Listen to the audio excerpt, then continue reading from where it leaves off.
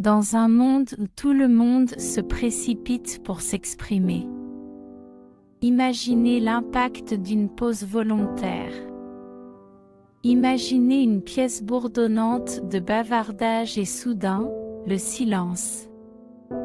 C'est magnétique, cela attire instantanément l'attention de tout le monde, n'est-ce pas? Aujourd'hui, nous nous penchons sur le pouvoir de ce silence. Nous découvrirons les moments où le choix de ne pas parler en dit plus long que 1000 mots ne pourraient le faire. Nous allons également réciter une puissante prière avec vous, en demandant à Dieu de vous guider dans la maîtrise de l'art du silence et du discernement du moment de parler, et de vous bénir abondamment au nom de Jésus. Regardez donc jusqu'à la fin et ouvrez votre cœur pour recevoir les bénédictions de cette prière. Aujourd'hui, nous allons non seulement explorer le pouvoir irrésistible de ce silence, mais nous allons aussi parcourir cet point de vue essentiel, montrant que le choix de ne pas parler peut parfois avoir une résonance plus profonde que n'importe quel mot prononcé. Premièrement, le caractère sacré du silence. La Bible montre qu'il y a des moments où le silence est plus profond que n'importe quelle parole. Prenons l'histoire de Job. C'était un homme prospère et juste, mais en peu de temps, il a été confronté à des tragédies accablantes, perdant à la fois sa richesse et sa famille. Mais au lieu d'exprimer son chagrin, Job a d'abord adopté le silence. Alors qu'il s'exprime par des gestes de deuil, notamment en déchirant sa robe et en se rasant la tête, il choisit de rester discret sur le plan verbal. Réfléchissez grec. Comment réagiriez-vous dans une telle situation? Puis, lorsqu'il s'est enfin exprimé dans Job 1, verset 21, ses paroles reflétaient une foi profonde. Ces mots reflètent une foi profonde. Voici ce qu'il a dit, l'Éternel a donné et l'Éternel a repris. Que le nom du Seigneur soit béni. Cette réponse révérencieuse révèle la profondeur de sa relation avec Dieu. De la même manière, au verset 14 de Matthieu 27, devant un homme nommé Pilate, Jésus choisit de se taire. Son silence était fort, montrant qu'il savait qui il était. Il avait confiance dans le plan de son Père. Dans la Bible, le silence ne consiste pas seulement à se taire. Il s'agit de confiance, de respect et de savoir quand les mots ne sont pas nécessaires. Le Saint-Esprit est souvent considéré comme notre conseiller et joue un rôle essentiel en aidant les croyants à discerner ces moments cruciaux de silence. Le verset 26 de Jean 14 nous l'assure, « Mais l'aide, l'Esprit Saint, que le Père enverra en mon nom, vous enseignera toutes choses et vous rappellera tout ce que je vous ai dit. » Cet enseignement va au-delà du simple rappel des mots. Il s'agit de comprendre quand utiliser le silence comme un puissant outil de communication. Le Saint-Esprit nous confère le don du discernement. Dans les moments de stress, d'incertitude ou de joie pure, l'Esprit nous incite doucement à retenir nos mots, nous conduisant à un silence réfléchi. Cela est particulièrement important dans les situations où la sagesse humaine est limitée ou lorsque nos émotions menacent de prendre le pas sur la rationalité. En nous laissant guider par l'Esprit Saint, nous pouvons éviter les pièges des décisions irréfléchies, des paroles blessantes ou des occasions manquées de témoigner de l'œuvre de Dieu. Dans l'immobilité, l'Esprit Saint nous montre non seulement quand choisir le silence, mais il nous donne aussi la force de rester silencieux, surtout lorsque le monde qui nous entoure nous incite à ne pas le faire. Dans les moments de défi ou de confusion, le silence guidé est une démonstration puissante de notre foi inébranlable et de notre confiance dans le grand dessein de Dieu. Comme Jésus, qui a sagement gardé le silence devant Pilate, nous pouvons, avec l'aide de l'Esprit, reconnaître ces moments cruciaux où notre silence résonne plus puissamment que les mots. Cela reflète notre confiance, notre honneur et notre respect profond pour la main de Dieu à l'œuvre dans notre cheminement. Numéro 2. Dompter la langue. La Bible met souvent en garde contre la nature à double tranchant de nos paroles. Dans Jacques 3, versets 5 et 6, la Bible nous dit que les paroles peuvent être comme un petit feu qui grandit et brûle toute une forêt. Or, la langue est un petit membre qui se vante de grandes choses. Voyez comme un petit feu allume une grande forêt. Et la langue est un feu, un monde d'iniquité. La langue est si bien installée parmi nos membres qu'elle souille tout le corps et met le feu au cours de la nature. Et elle est enflammée par l'enfer. Cela signifie que si nous ne faisons pas attention à nos paroles, elles peuvent causer beaucoup de problèmes.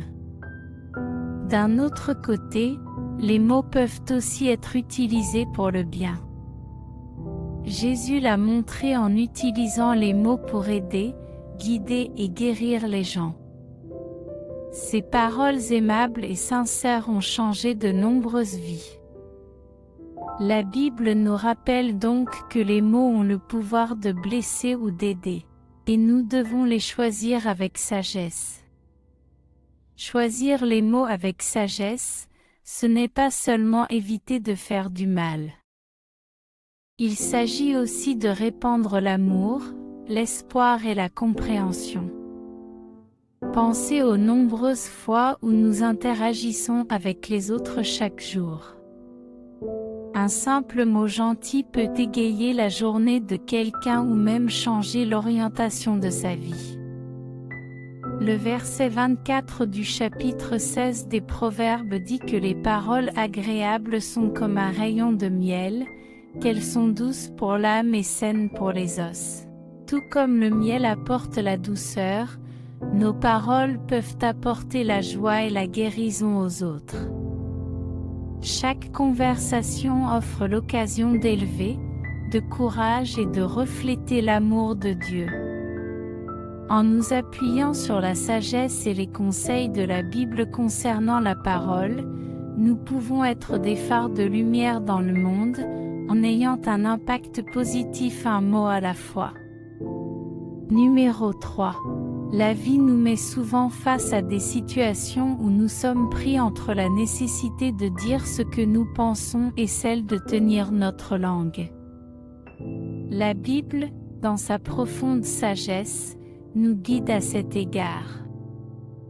Le verset 7 de l'Ecclésiaste 3 dit « Il y a un temps pour déchirer et un temps pour recoudre, un temps pour se taire et un temps pour parler. » Ce verset nous rappelle qu'il y a un temps pour tout, même pour nos paroles.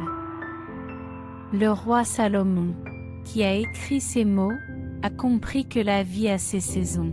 Tout comme il y a des moments où il est essentiel d'exprimer nos pensées et de défendre ce qui est juste, il y a aussi des moments où le silence est la meilleure réponse. En discernant ces moments, nous pouvons mieux gérer les situations avec sagesse et grâce. En nous inspirant de la Bible, nous apprenons la valeur du discernement du bon moment. Jésus lui-même choisissait souvent des moments de silence, en particulier lorsqu'il était confronté à des accusateurs. Mais il savait aussi quand il fallait dire des vérités qui éclaireraient et guideraient. De même, l'apôtre Paul, au cours de ses voyages, savait quand prêcher avec ferveur et quand observer discrètement dans sa mission d'attirer les gens vers le Christ. Ces deux exemples nous enseignent la puissance de la compréhension du moment. Il ne s'agit pas seulement des mots que nous prononçons, mais aussi de savoir quel est le bon moment pour les prononcer. En recherchant les conseils de Dieu et en nous appuyant sur sa sagesse, nous pouvons mieux discerner quand nos paroles peuvent guérir, guider ou élever, et quand le silence peut offrir la compréhension et la paix plus profonde que les mots ne peuvent parfois pas offrir. Quatrièmement, l'écoute est un acte d'amour. La véritable écoute ne se limite pas à entendre des mots. C'est comprendre profondément ce que quelqu'un essaie de dire, et se connecter à ses sentiments. Lorsque nous montrons quelque chose à quelqu'un, nous l'écoutons vraiment. Cela peut nous aider à nous rapprocher d'elle et à instaurer la confiance dans la Bible. Il existe un conseil selon lequel nous devrions toujours écouter pleinement avant de répondre. Plus précisément, Proverbe 18 verset 13 dit « Celui qui répond à une affaire avant de l'avoir entendue, c'est pour lui une folie et une honte. » Cela signifie que, non seulement il est insensé de parler avant d'écouter, mais nous risquons de commettre des erreurs si nous n'écoutons pas d'abord attentivement. L'histoire du jeune garçon Samuel dans la Bible est un bon exemple d'écoute attentive. Il n'arrêtait pas d'entendre quelqu'un l'appeler pendant la nuit. Avec un peu d'aide, il s'est rendu compte qu'il s'agissait de la voix de Dieu. Dans 1 Samuel 3, verset 10, il a répondu par ces mots, « Car ton serviteur écoute, car ton serviteur écoute. » Il ne s'agissait pas seulement d'entendre. Samuel était prêt à comprendre et à suivre le message de Dieu. L'histoire de Samuel peut nous servir de leçon. En écoutant vraiment, que ce soit Dieu ou les personnes qui nous entourent, nous pouvons mieux les comprendre et nous rapprocher d'elles. Numéro 5. Accepter le silence dans un monde bruyant. De nos jours, nous sommes entourés de tant de sons et de bruit. Il y a toujours quelque chose qui bourdonne, qui sonne ou qui émet un bip, surtout avec tous les gadgets et la technologie dont nous disposons. Mais il est très important de trouver des moments de calme. La Bible nous parle de l'importance du calme et de la méditation. Au verset 10 du psaume 46, il est dit « Taisez-vous et sachez que je suis Dieu ». Ce verset nous rappelle que nous avons parfois besoin de prendre du recul par rapport au bruit, et de passer du temps avec Dieu, Jésus. Même avec tout le travail qu'il faisait, il trouvait le temps d'être seul et de prier. Dans Luc 5, verset 16, la Bible dit « Lui-même se retirait souvent dans le désert pour prier ». C'était le moyen pour Jésus de trouver la paix et de se connecter avec son Père céleste. Pour nous, il peut s'agir d'une pièce tranquille ou d'un endroit paisible dans un parc. Il est bon de faire des pauses dans le bruit constant de notre vie. Cela nous permet d'avoir les idées plus claires, de nous ressourcer et de nous rapprocher de Dieu, de faire silence et d'écouter les paroles ou les instructions de Dieu. Et comment s'exercer à entendre la voix de Dieu?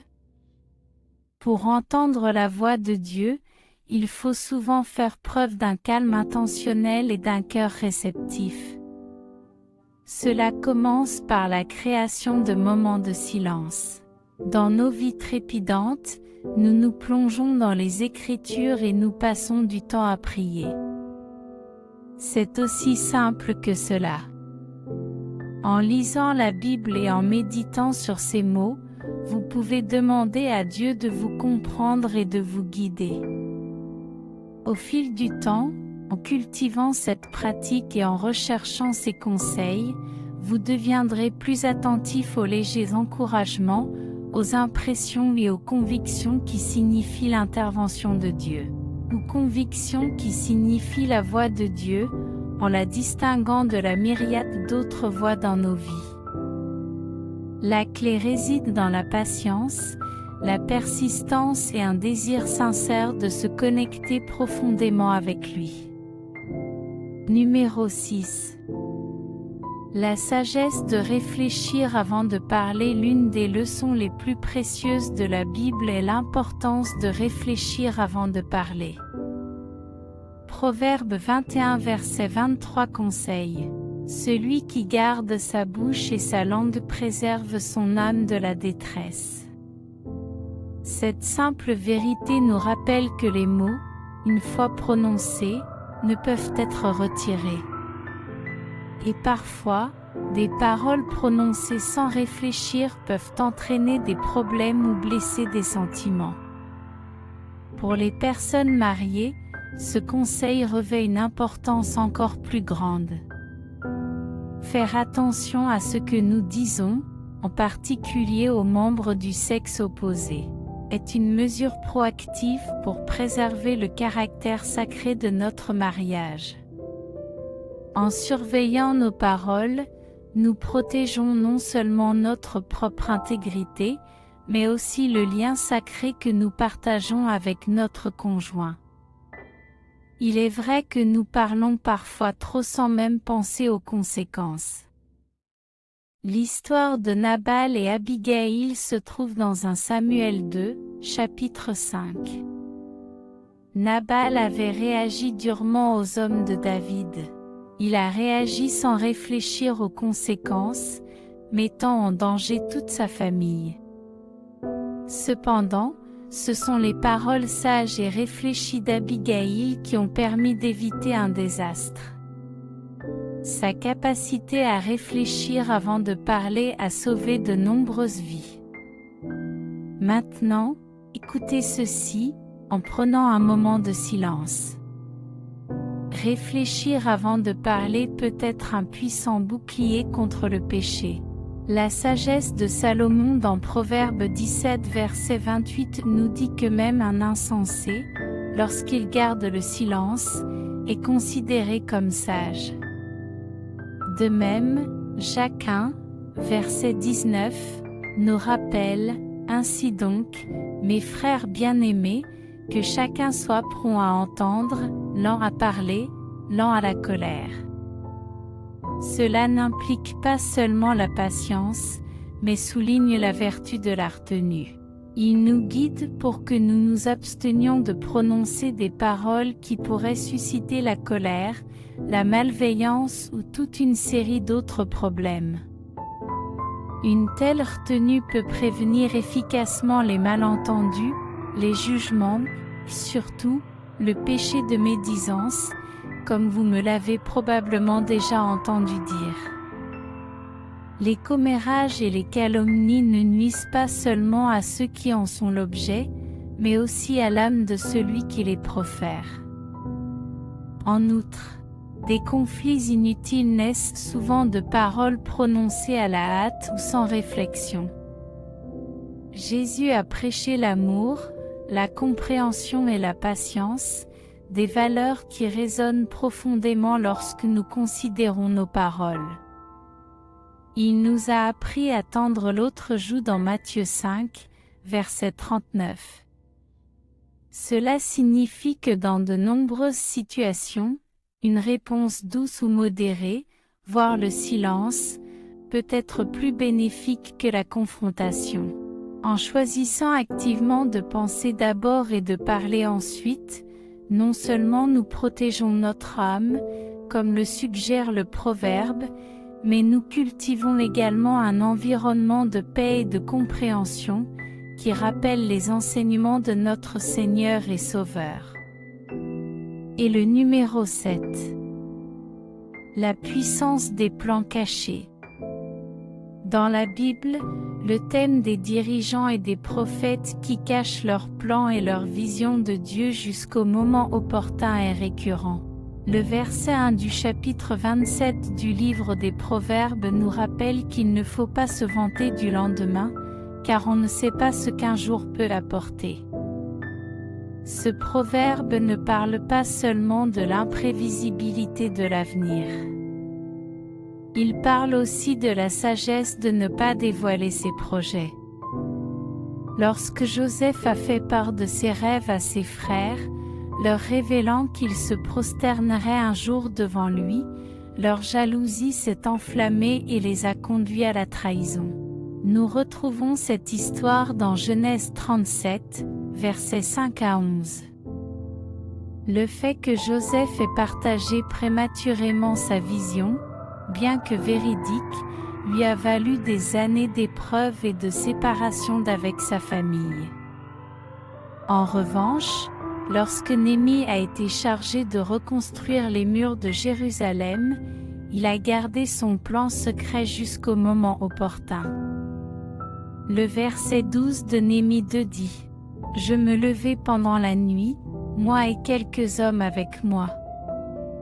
Je n'ai dit à personne ce que mon Dieu m'avait mis à cœur de faire à Jérusalem, en choisissant le bon moment pour révéler la mission qu'il lui avait confiée. » Néhémie a su rallier le peuple de manière efficace et faire face à l'opposition avec préparation. Cela nous enseigne l'importance du discernement et de savoir quand nous devons nous taire. Il y a un temps et un lieu pour chaque chose. S'il est naturel de vouloir partager nos projets et nos visions, il arrive parfois que l'attente du bon moment, guidée par la prière et la sagesse, conduise à des succès plus profonds et à l'accomplissement du dessein de Dieu dans nos vies. Ainsi, dans un monde plein de bruit, choisir de se taire peut en fait être très parlant. Garder le silence a parfois du pouvoir. Il nous permet de mieux entendre, de penser plus profondément, et permet à nos cœurs de résonner avec des vérités profondes. Il peut nous permettre d'acquérir une longueur d'avance ou un avantage unique. Mais surtout, il nous permet d'entendre les doux murmures de Dieu. Dans les moments de calme, nous pouvons nous trouver plus proches de Dieu que jamais. Et n'oubliez pas que c'est dans nos réflexions silencieuses que nous découvrons souvent la sagesse et la force les plus profondes pour relever les défis de demain. Rappelons-nous que nous n'avons pas toujours besoin de parler. Il y a un temps pour se taire et un temps pour parler. Maintenant, à tous ceux qui se trouvent à portée de ma voix, adressons-nous au Seigneur dans la prière. Je veux que vous priez cette prière avec moi afin que vous puissiez bénéficier de toutes les bénédictions de cette prière. Prions notre Dieu de grâce et d'amour, Abba Père, Créateur du ciel et de la terre. Tu es le premier et le dernier, le commencement et la fin. Je te loue et je glorifie ton saint nom, Seigneur. Dans un monde rempli de bruit et de confusion, puisses-tu me guider pour embrasser le caractère sacré du silence, pour m'asseoir tranquillement et être présent dans ton étreinte paisible. Père miséricordieux, aide-moi à surveiller ma bouche. Que mes mots soient peu nombreux lorsque c'est nécessaire et remplis de grâce et de vérité lorsque je parle. Seigneur, aide-moi à discerner avec sagesse les moments où il est nécessaire de parler. Aide-moi à savoir quand tenir ma langue sert un but plus important. Père, que ton amour et ta grâce soient le fondement de toutes mes interactions. Père, je demande ta protection divine.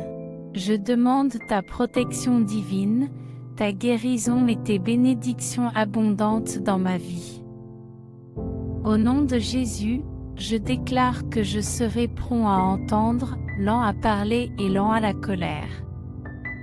Seigneur, je suis reconnaissant pour les moments de méditation tranquille qui me rapprochent de ton cœur. Père aimant, puisses-tu élever en moi un niveau de sagesse. Que tu me donnes les moyens de réfléchir avant de parler. Que mes paroles apportent la lumière et non les ténèbres dans chaque situation. Protège mes plans cachés, Seigneur. Que mon empressement ne trahisse pas ce que tu as prévu en secret, mais permets-leur de se manifester en ton temps parfait. Seigneur, je te confie mes proches. Qu'ils fassent l'expérience de ta paix, de ton amour, de ta grâce et de tes bénédictions. Et tes bénédictions. Aide-les à suivre tes conseils et à marcher dans ta sagesse.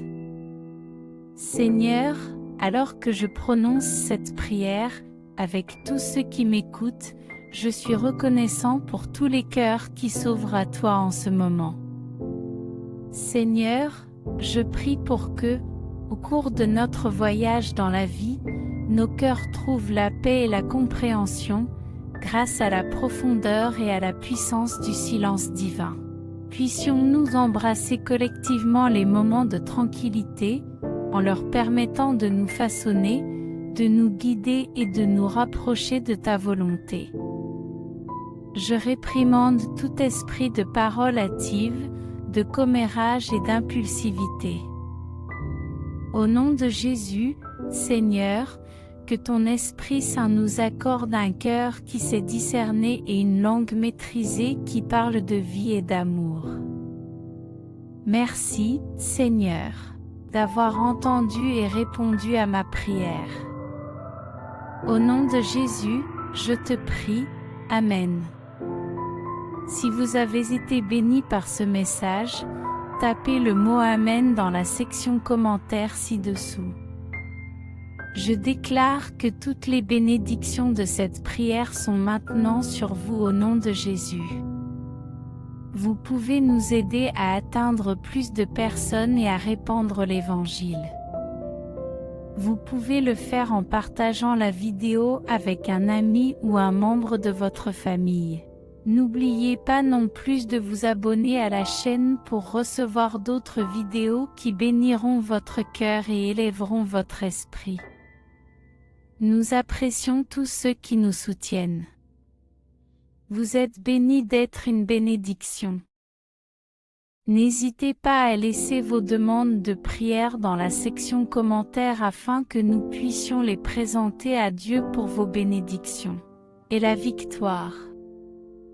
Nous invitons également les autres croyants sur la plateforme YouTube et dans le monde entier à se joindre à nous et à commencer à prier pour vous dès maintenant. Et nous voulons que vous sachiez que même si vous ne voyez pas de réponse à votre demande de prière, cela ne signifie pas que nous n'avons pas prié pour vous. Soyez assurés que nous élevons activement vers Dieu chaque demande conforme à sa volonté. Nous croyons. Apporte le réconfort, la guérison et la guidance en accord avec le plan parfait de Dieu. Restez dans la foi avec nous pendant que nous prions. À Dieu soit toute la gloire. Que la grâce et la paix de notre Seigneur Jésus-Christ soient avec vous tous. Amen.